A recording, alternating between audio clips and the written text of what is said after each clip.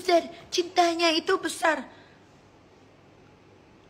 Lu, Rasman, jangan-jangan otak lu pindah.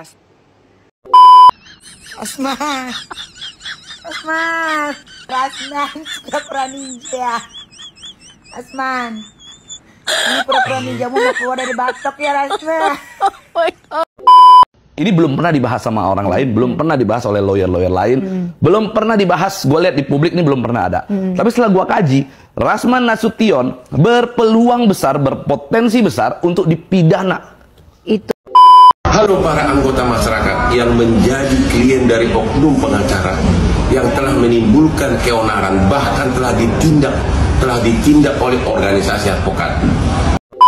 Saya aja yang sebagai lawyer aja tidak dihargai gitu, apalagi kliennya sendiri. Saya sebagai rekan sejawatnya aja tidak dihargai ya. Kadang telepon nggak jelas gitu, nggak ada tujuan, bahkan pernah diajak ke hotel loh.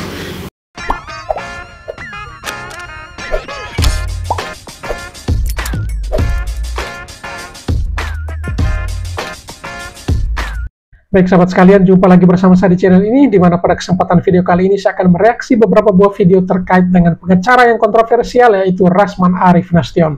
Seperti kita ketahui bersama, saat ini Rasman Arif Nasution merupakan lawyer dari Fadel Bajideh, di mana Fadel Bajideh mangkir dari panggilan pihak kepolisian dari Polres Jakarta Selatan atas laporan Nikita Mirzani. Namun pada kesempatan kali ini kita akan menyaksikan bagaimana Nikita Mirzani menguliti Rasman Arif Nasution dengan memberikan statement atau pernyataan yang cukup mengganggu. Dan juga kita akan mendengarkan pernyataan atau testimoni dari salah seorang wanita dan juga keluarganya yang menyatakan bahwa Rasman Arif Nasution yang kurang profesional, tidak hanya mengurus kasus tetapi juga ia menggoda para kliennya. Namun di lain kesempatan Rasman Arif Nasution justru mematahkan semua testimoni tersebut dan ia menyatakan bahwa itu adalah hoax. Jadi ia membela diri dan mengatakan itu hoax, dan bahkan akan menuntut orang-orang tertentu yang memberitakan atau menginformasikan sesuatu yang menurutnya tidak benar, dan bahkan ia bersumpah bahwa ia tidak pernah melakukan hal tersebut. Baik, untuk tidak memperpanjang kata, mari kita langsung ke video-videonya. Dan cintanya itu besar. Lu, Rasman, jangan-jangan otak lu pindah ke dirinya lu jadi lawyer. Lu gak ada harga dirinya jadi lawyer. Lu gak ada rencana minum cyanida, Rasman. Hah? Minum cyanida deh lu. Gak ada rencana lu minum cyanida. Hah? Daripada lu malu kemana-mana lu dikenyain orang. Pikir, lu kalau dilihat sama orang jalan lu pikir lu bilang, iya Rasman gitu. Kalau orang boleh ngeludahin lu, gua rasa banyak ludah itu di muka lu itu, Rasman ya. Orang bahas kasus pidana, dia yang bahas kasus percintaan. Lu kalau deket ya, biji mata lu gue toyo, Rasman. Sumpah gue gak ada takutnya sama lu ya, Rasman ya. Gue gak ada takutnya sama lu. Lu laporin gue ke polisi, Rasman ya. Gue gak ada takutnya sama lu. Lu juga lu ya, udah jelek lu hidup juga, Rasman ya. Itu yang jadi anak lu gak malu itu ya. Di kampus sampai di tempat kerja itu gak malu anak lu ya. Punya bapak kayak lu gak malu ya. Udah nangan kasus gak pernah menang. Cuma keluar-keluar doang. Gue sih malu punya bapak kayak lu ya. Jujur aja, untung bapak gue gak kayak lu. Bapak Mawardi, gak kayak lu dia. Kalau gue punya bapak kayak lu ya, tidur gue bekep palanya, sumpah. Gue bekep, bikin malu. Rasman, Siapa lagi nih? Rasman, ini pura-pura ninja mau keluar dari batok ya Rasman. Oh my god.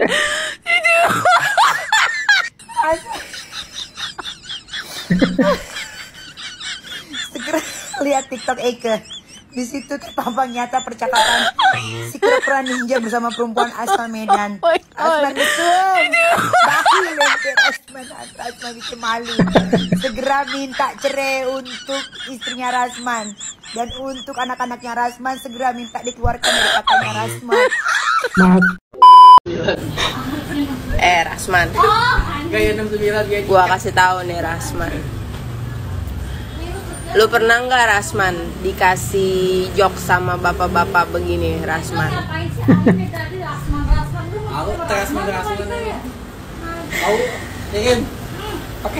Ada bapak-bapak Rasman datang ke toko gua naik motor sama bininya Rasman. Tiba-tiba dia ngomong begini, Rasman, di depan toko. Mbak, ada ayam? Gue jawab, Rasman, ada. Kata bapak-bapaknya apa? Usir. Terus? Lucu gak? Rasman. Rasman.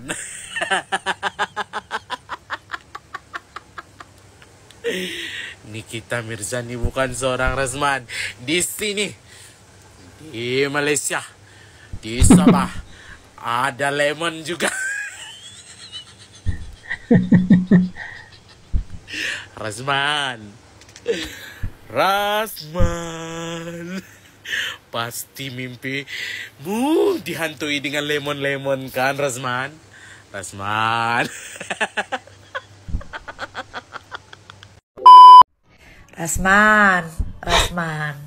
Rasman mood kalem, well. Kenapa Rasman menghadapi aku kalem sekali, well? Rasman, apa lu bilang? Emangnya NF tuh siapa? Bisa bilang Fadel, keluarga miskin game masa depannya juga gelap kayak kulitnya, bakal masuk penjara. Emang NF siapa? Lu bertanya-tanya lagi NF siapa? Gua aja berani bilang lu gak punya leher. Itu jangan-jangan handset yang ada di kepala lu tuh bukan buat ngomong sama orang di telepon, tapi buat biar congnya lu mandek, gak keluar, gak mengalir seperti Sungai Gangga. Lu mendingan operasi leher deh, biar gue bisa liat tembolok lu. Gue gak suka nih kalau kayak begini nih. Gue gak suka gak ada perbatasan antara muka sama badan. Gue gak demen, Rasman. Ayo operasi itu sama gue. Kita ke Promek.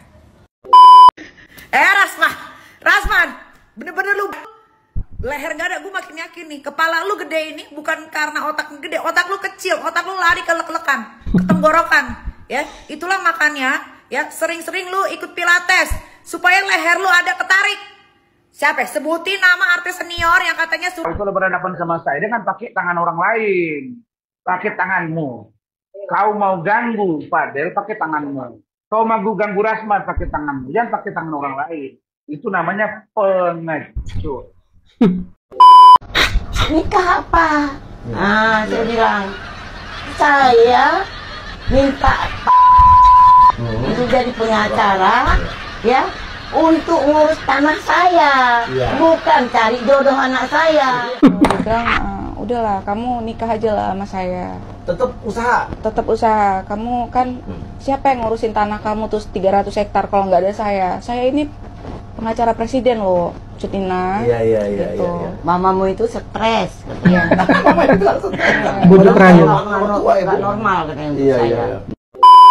Dan banyak orang yang mau jelek-jelekin ayah itu kayak rasanya sedih aja nih, padahal ayah itu baik, ayah itu ya nggak ditanggapi aja karena ayah kan nggak sesuai sama yang orang itu bilang sama kami. Terus kami kok mau mikirin apa, dia aja dong. Oke, keren ya.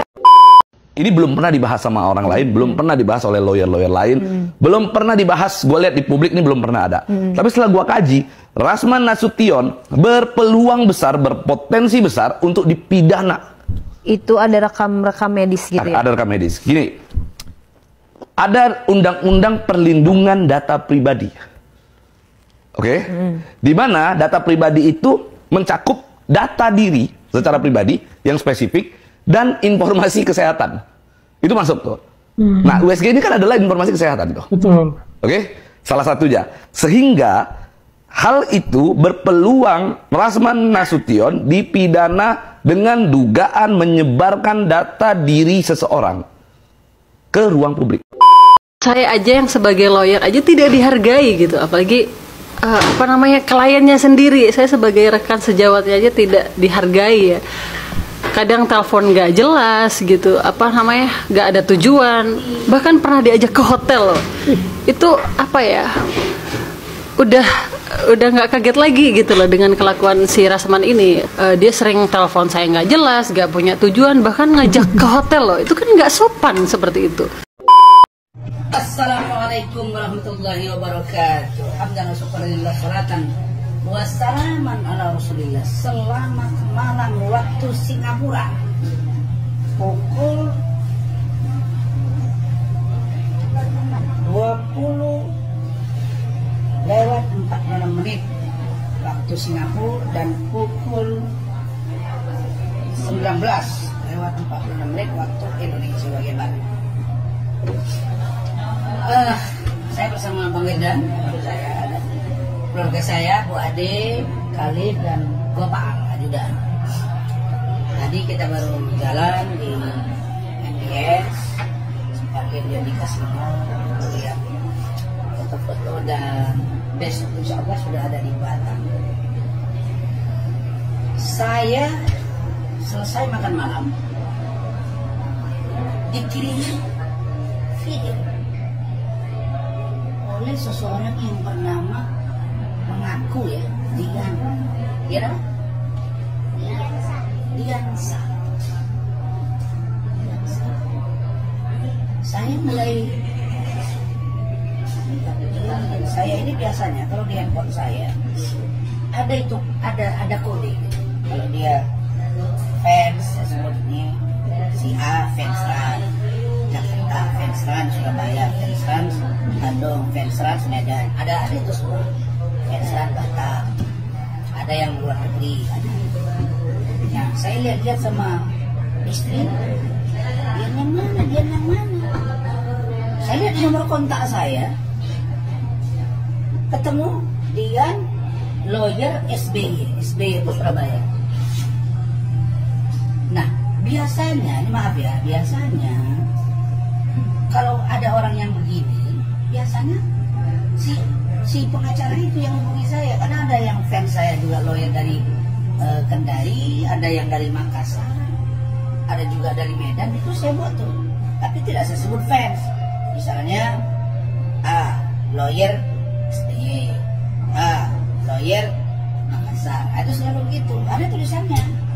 Nah ini saya lihat tadi, kemudian lawyer SBY, terus saya lihat sih, kemudian ada di situ komunikasi terakhir Maret 2020, berarti Maret, April, Mei, Juni, Juli, Agustus, September, masuk 7 bulan. Ini orang-orang yang begini biasanya dia memperkenalkan diri ke saya,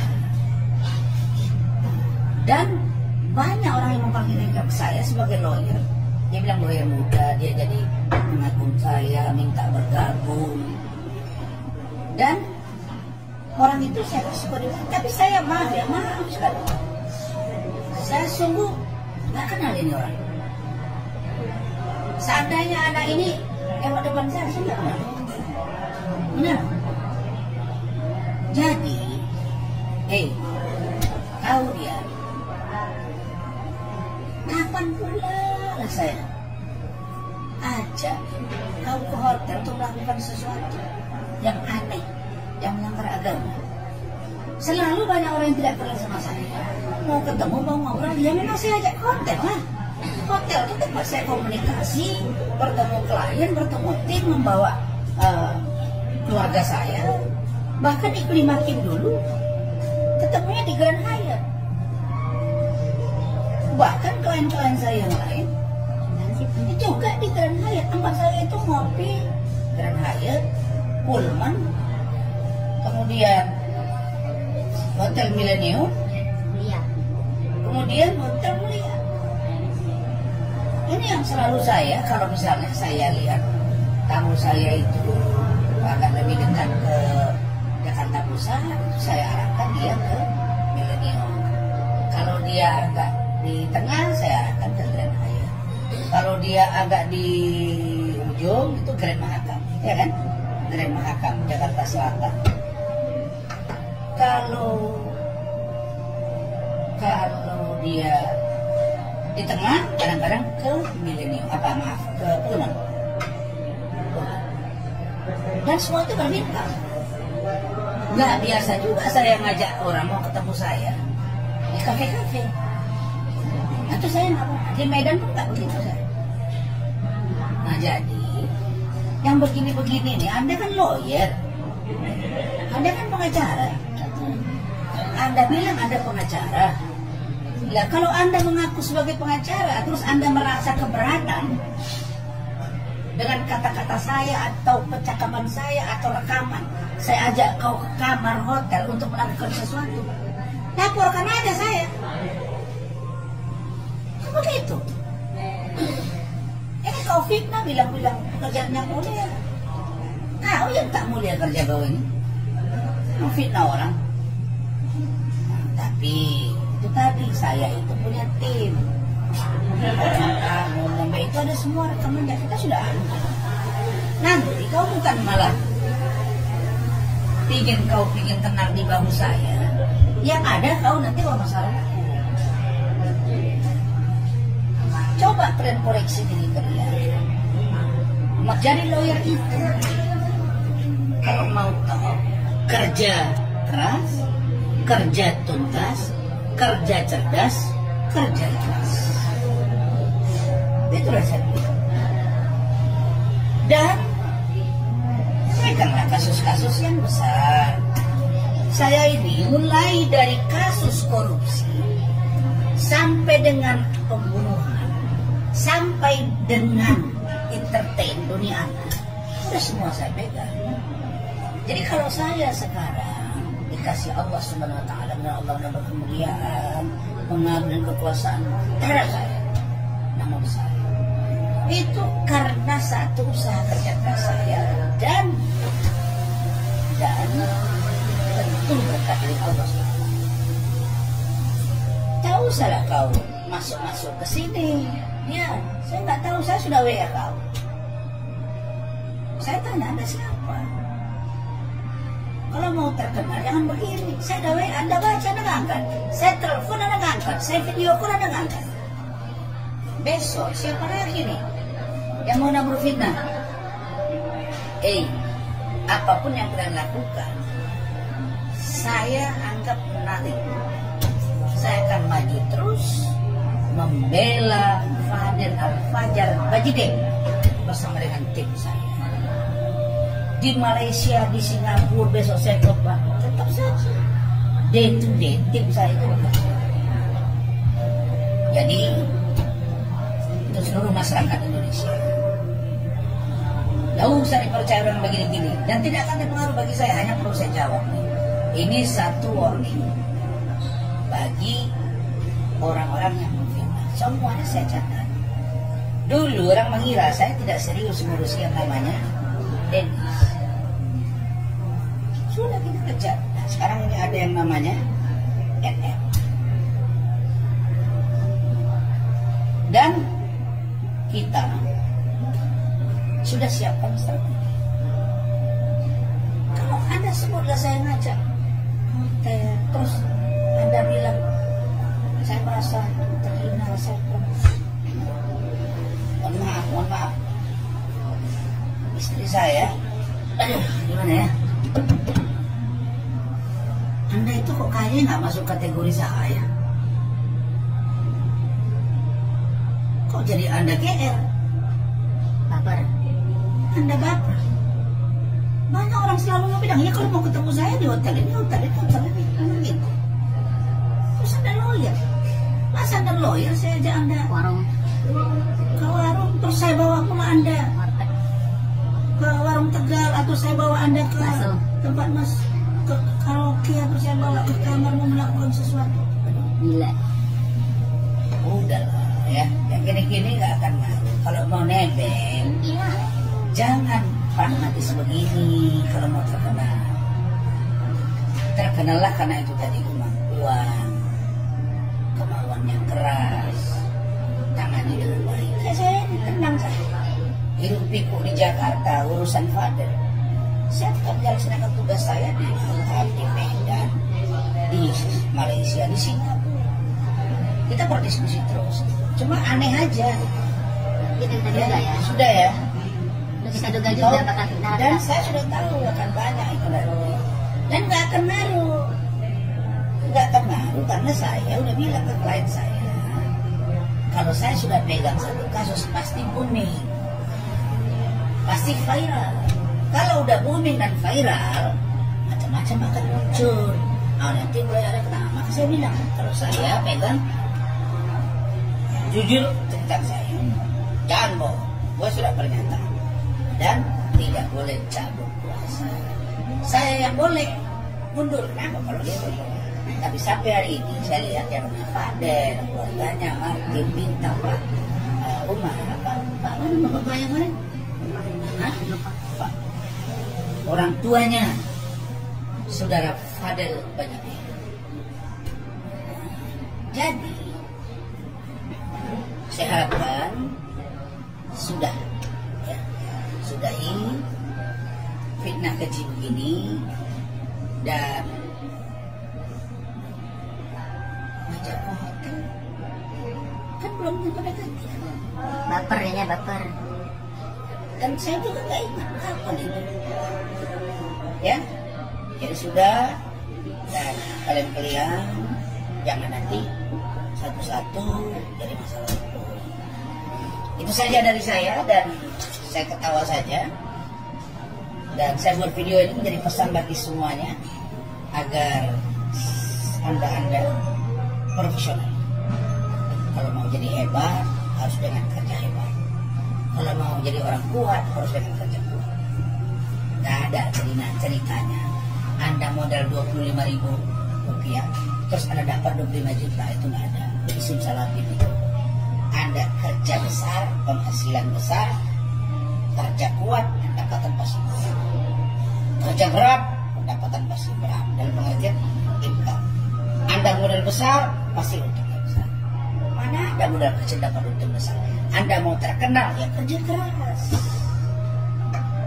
Jangan pakai nebeng-nebeng nama orang. Oke? Thank you. Allahumma bila komentori. Wassalamualaikum warahmatullahi wabarakatuh. Selamat malam. Halo para anggota masyarakat yang menjadi klien dari oknum pengacara yang telah menimbulkan keonaran, bahkan telah ditindak oleh organisasi advokat. Secepat Anda bertindak, ganti pengacaramu, karena cepat atau lambat kamu akan mengalami nasib yang sama seperti beberapa klien lainnya yang telah rugi, yang telah merasa dirugikan oleh oknum pengacara tersebut.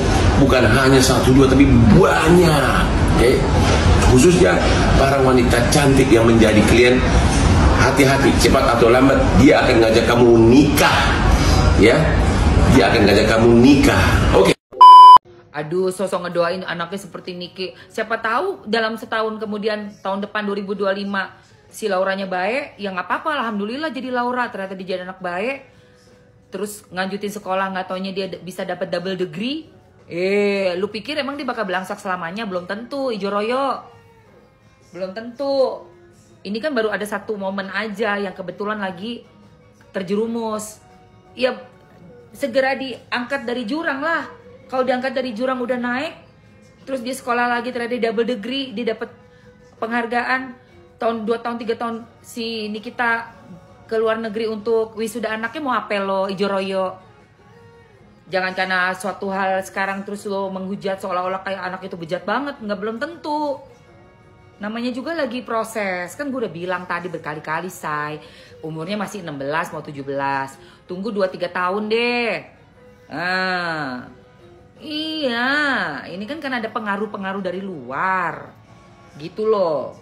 Kalau dipisahin, udah gitu dikasih pengertian, terus dibikin supaya diproses lah ya, segala sesuatunya diperbaiki. Belum terlambat. Anaknya juga sambil dia besar, sambil dia udah lebih dewasa lagi gitu. Makanya diselamatkan secepat mungkin. Iya, didoain seperti anaknya Niki ya nggak apa-apa juga. Dalam tahun depan dia wisuda, 2 tahun 3 tahun dia double degree, terus dia kerja jadi top eksekutif, mau apel lu. Gue sumpahin tuh si Laura jadi top eksekutif. Iyalah, anaknya pinter loh, itu pinter loh dia. Dia bisa berapa bahasa loh anak itu. Udah gitu dia belajar sebentar dong udah pinter banget. Jadi sayang, emang harus diselamatkan. Panahan aja juara 1 si Loli. Dan gue pernah ya waktu itu diundang sama Nikmir di acara ini Kita Kepo. Yang diomongin itu si Loli. Anak aku tuh pinter, Mamski, Mbak. Katanya manggil gue Mbak kan. Gue kan lebih tua 12 tahun dari dia ya. Anak aku tuh pinter banget. Iya, aku masukin pesantren. terus udah pinter jagain adeknya. Dia ngomongin, jadi si Niki ini emang sayang banget nih sama Loli. Gue inget banget tuh yang diomongin si Loli mulu. Cuman saat ini karena lagi masa remaja, udah itu ketemu orang yang dia kan ibu ya, aku bukannya gimana, tapi aku merasa bahwa ini anak memang harus kembali kepada orang tua, gitu loh. Gimana pun juga nih, kita adalah seorang ibu. Dia seorang ibu yang bekerja keras ya, bekerja keras buat anak-anaknya, buat dirinya segala macam. Dia yang tadinya mungkin heboh dengan berantem dengan segala macam, ya pada akhirnya dia pasti punya hati kecil yang aduh dia tuh anak gua harus benerin nih, gitu loh. Gue setuju apa yang dibilang sama Ola. Gue juga melihat I have newfound respect untuk Nikita gitu ya. Selama ini kan mungkin kita cuman kenal Nikita sebagai selebriti yang tidak takut buka komentar, buka suara, very feisty lady gitu. At the end of the day dia tuh ibu aja gitu. Seorang ibu yang berusaha memperjuangkan kesejahteraan anak perempuannya gitu ya. Betul. Dan sekarang gini ya, mohon maaf nih, waktu Nikita pada saat itu kan Loli pernah pacaran sama anak aku. Oh iya loh ya. Iya, dia pernah pacaran sama Sang begitu sopannya. Dia dalam episode hashtagnya Risbesanan. Jadi pada saat itu Nikita pun sangat menghargai Sam, benar-benar kalau datang ke rumah Loli ke rumah Nikita itu benar-benar dia samperin. Aku bilang, Sam jangan lupa, itu tuh yang paling penting adalah bagaimana memperlakukan orang tuanya, pacarmu untuk menjadi lebih baik gitu ya. Nah, saya lakukan itu semua dan so far aku dan Nikita nggak ada masalah, Loli pun nggak ada masalah gitu.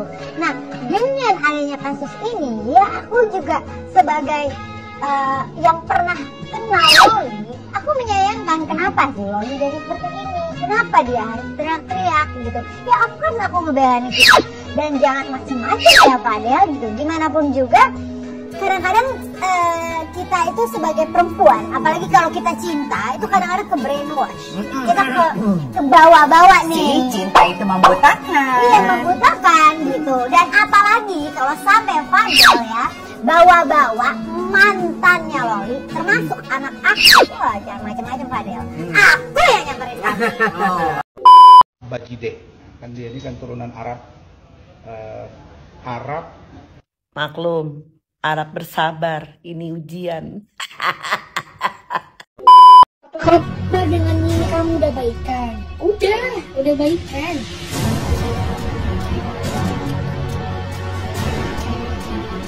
Akhirnya Loli tersadar dan kembali dipelukan sang ibu. Loli pun menangis dan menyesali kesalahan yang dia perbuat selama ini. Dan beginilah reaksi Nikita Mirzani yang penuh haru ketika akan menyambut Loli kembali berkumpul bersama lagi. Seperti apakah momen-momen tersebut? Simak videonya baik-baik hingga selesai dan jangan di-skip.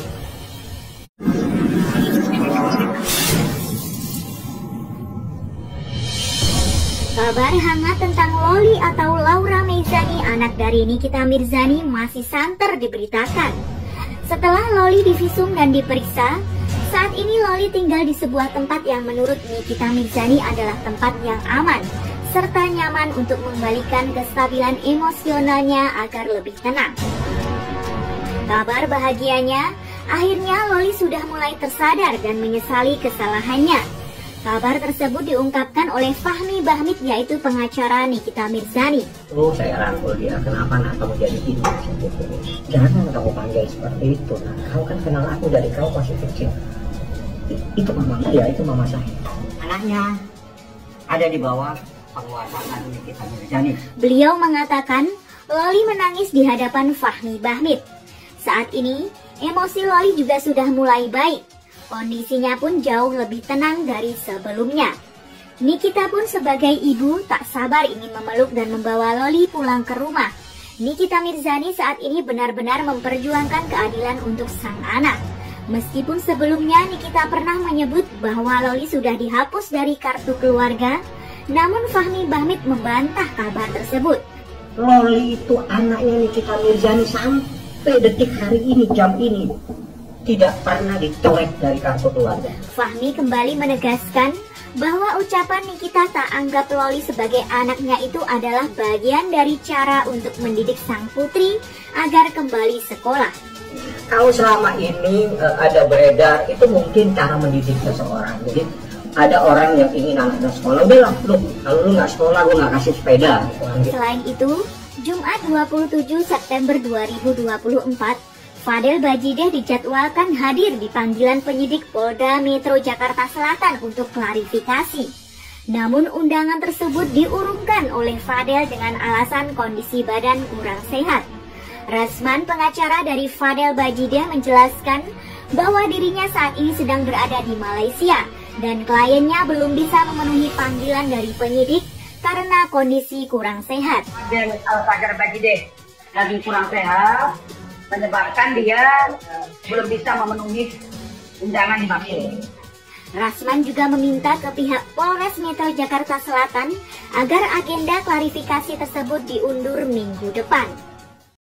Menurut saya, kalau orang bertato sampai beberapa gigi tatonya, menurut saya itu ada yang menurut saya ya, pikiran saya nih, kok bagi saya itu kurang baik. Rasman, woi Rasman, menurut saya kalau ada pengacara yang kerjanya cuman berantem sama netizen dan menyerang-nyerang pribadi orang, bukan mengurusi kasusnya, inti dari kasusnya, menurut saya ya, sekali lagi menurut saya kurang baik. Menurut saya juga ini ya, menurut saya, pandangan saya, kalau tato itu orang mau jadikan identitas bagi dirinya. Ada juga orang identitasnya misalkan dia tidak punya rambut atau dia tidak punya leher. Nah, itu bisa dijadikan salah satu identitas. Tapi menurut saya semua itu baik-baik saja. Itu menurut saya. Terus kalau saya bertato, saya tidak baik gitu. Terus menurut kamu yang baik siapa? Apakah orang yang merusak? Jangan dibolak-balik, Rasman. Oi Rasman. Salam dari Koko Hirocimot. Yang suka video saya silahkan follow dan tinggalkan komentar. Saya diancam bang, saya diteror oleh netizen. Ini netizen yang harus kita kenal. Apa